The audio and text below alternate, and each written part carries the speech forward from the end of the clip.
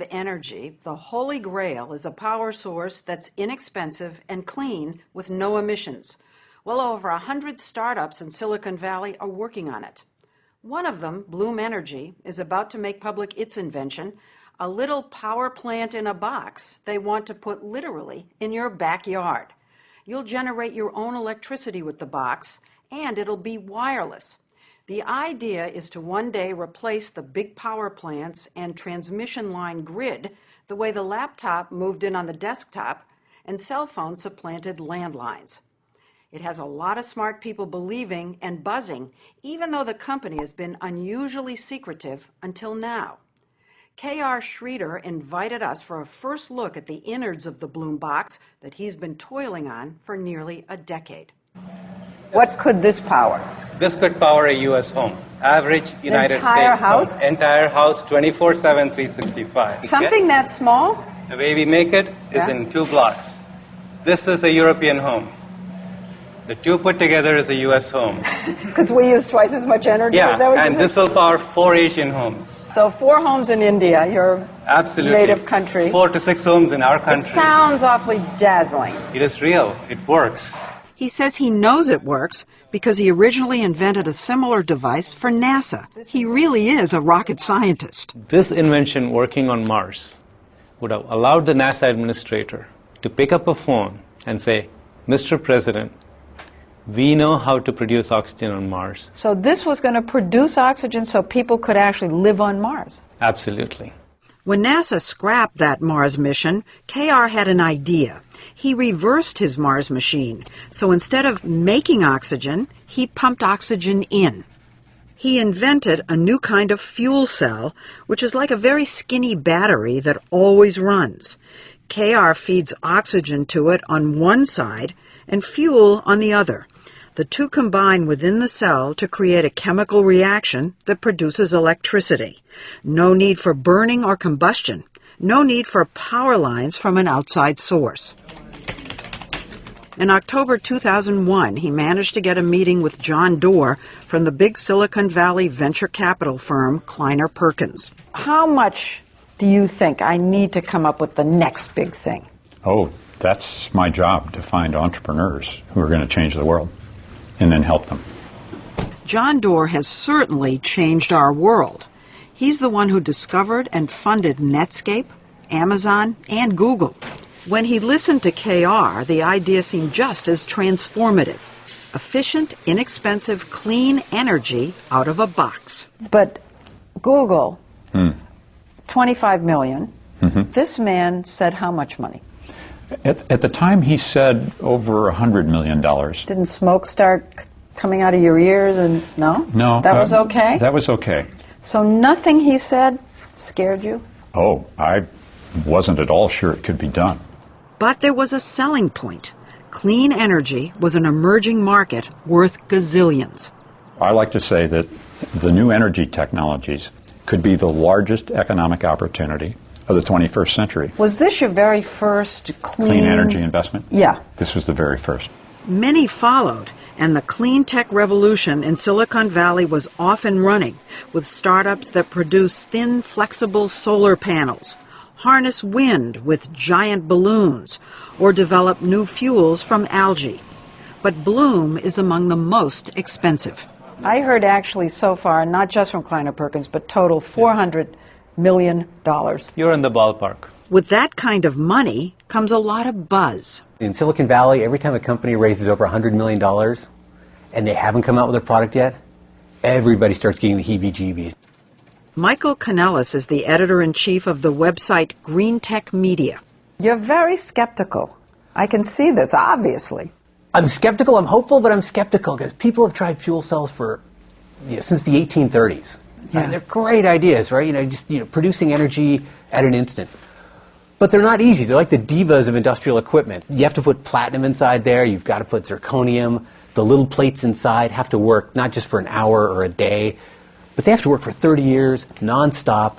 And then the box has to be cheap to make. One thing stoking his skepticism, K.R.'s been hyper-secretive. No sign on his building, a cryptic website, and no public progress reports. Given the stealthiness, we were surprised when KR showed us for the very first time how he makes the secret sauce of his fuel cell on the cheap. Actually, I feel like I'm on a cooking show. You're Martha Stewart. Absolutely. So let's take that cooking analogy. Okay. Start with the flour. The flour. Okay? What is that? That is beach sand. It's beach sand? Ocean beaches in multiple continents has this material in abundance. He said he bakes the sand and cuts it into little squares. Okay, so this is beach sand turned magically into a ceramic. Yeah, into a ceramic. And then he coats it with green and black inks that he developed. Okay, is it a secret formula? There is a secret formula. Okay. And you take that and you apply that, you paint that on either side of this white ceramic to get a green layer and a black layer. And that's it? That's it. That's the So secret. what I'm holding in my hand is a fuel cell. This is the fuel cell? This is the fuel cell. Skinny, and this will generate power. This will generate power.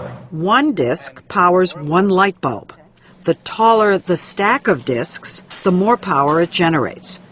In between each disc, there's a metal plate, but instead of platinum, KR uses a cheap metal alloy. The stacks are the heart of the Bloom box. Put 64 of them together, and you get something big enough to power, say, a Starbucks. So this is it? KR offered to give me a sneak peek inside the Bloom box. Nobody has seen this before. Are you going to let me look inside? Absolutely. Okay. Why not? This is... So, go ahead. here we go. Okay. Oh. All those modules that we saw go into this big box. Fuel goes in, air goes in, out comes electricity. Is the Bloom box intended to get rid of the grid? The Bloom box is intended to replace the grid Replace for the its grid. customers. It's cheaper than the grid. It's cleaner than the grid. Now, won't the utility companies see this as a threat and try to crush Bloom? No, I think the utility companies will see this as a solution. All they need to do is buy Bloom boxes, put them in the substation or the neighborhood, and sell that electricity. And They'll operate. buy these boxes? They buy nuclear power plants. They buy gas turbines from General Electric. To make power, you still need fuel. Many past fuel cells failed because they needed expensive pure hydrogen. Not this box. Our system can use fossil fuels, like natural gas. Our system can use renewable fuels, like landfill gas, biogas. Solar? We can use solar. You know, it's very difficult for us to come in here and make an evaluation. How are we supposed to know whether what you're saying is true? Why didn't we talk to our first customers? He already has customers.